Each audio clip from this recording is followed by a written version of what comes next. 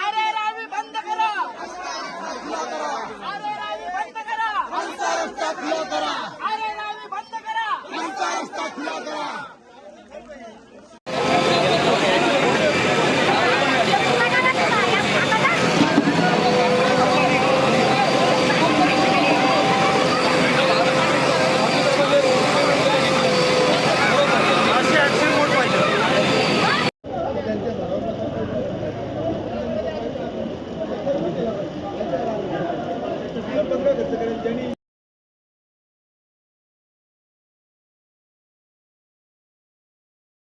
कळव्याचे डोळे या गावचा रस्ता आहे. या सिटी बँकेजवळ खूप खड्डे आणि पाणी साचतोय. विद्यार्थी वयोवृद्ध यांचे खूप हाल होतात. येणाऱ्या वाहनांच्यातून दगड उडले जातात. ते एखाद्याच्या जर वर्मी लागले तर त्यांनी कोणाचा आधार घ्यायचा? हा आधार शासनाने या लोकांना जनतेला द्यायला पाहिजे. नेहमी तक्रार करून सुद्धा याचा काही उपयोग झालेला नाही. म्हणून हे आंदोलन करण्याचा भागी पडलेलं आहे. हे का पडलेलं आहे ते शासनाने जाणून घ्यायचं आहे. काल पीडब्ल्यूडीची लोक आली होती पण त्यांनीही काही उपचार केलेला नाही. हा कशासाठी? आणि तुम्ही जर खरोखर बघितलं तर ह्या रस्त्याला दोन्ही बाजूंनी दगडांची पिचिंग होती आणि हा रस्ता किती मोठा होता. त्यावेळेला सुद्धा ही लोक हे विद्यार्थी या घाणीतून शाळेत जायला हायस्कूलला जात होते. मग आता ही अवस्था का? त्यावेळेला का पाणी साचत नव्हतं? ही मला माझी विनंती शासनाला आहे. सरपंच दिलीप रामकृष्ण म्हात्रे, आज खरं सांगायचं म्हणजे अतिशय परिस्थिती इथे भयानक आहे. गेल्या 2 वर्षात सातत्याने पीडब्ल्यूडीला पत्रव्यवहार करून, पोलीस स्टेशनला पत्रव्यवहार करून, आमदार साहेबांना पत्रव्यवहार करून, संपूर्ण खात्याला पत्रव्यवहार करून सातत्याने या ऍक्सिस बँकेची जी पाण्याची समस्या आहे ती आजपर्यंत तिचा निचरा कधीही झालेला नाही. माझी शासनाला आणि पेन तालुक्याच्या सन्माननीय तहसीलदार साहेबांना, प्रांत साहेबांना आणि कलेक्टर साहेबांना एकच विनंती आहे की इथला स्थानिक प्रशासन हाताशी धरून जो पाण्याचा मार्ग ज्यांनी कुणी अडवलेला आहे, तुमच्या फायद्यांसाठी आमचा गणपती कारखानदारीला कधीही विरोध नाही. गेल्या सातत्याने 4 वर्ष मी एसटीच्या प्रवासासाठी भांडत आहे, परंतु गणपती कारखानदारीमध्ये एक येणारी एसटी 2-2, 3-3, 4-4 तास लेट होतो. वारंवार एसटीवाल्यांची तक्रारी होतात.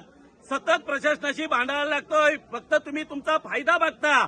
माझा कुठल्याही कारखानदारीला विरोध नाही, फायद्याला तुमचा विरोध नाही, परंतु आपला ज्यावेळी स्वतःचा फायदा बघत असताना पुढे राहणारी 4 गावं यांचाही सुद्धा तुम्ही गणपती कारखानदारी विचार करायला पाहिजे.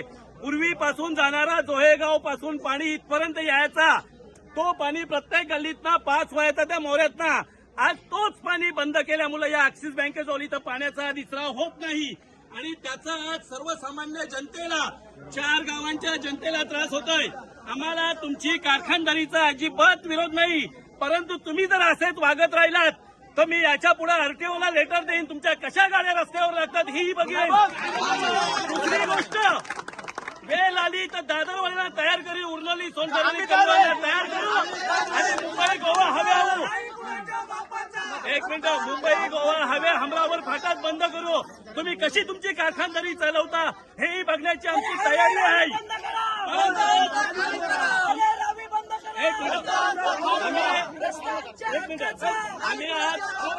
आज आम्ही प्रेमाने तुम्हाला सांगतो दादा, ज्या पाण्याच्या रहदारीचा मार्ग आहेत ते तुम्ही मोकळे करा.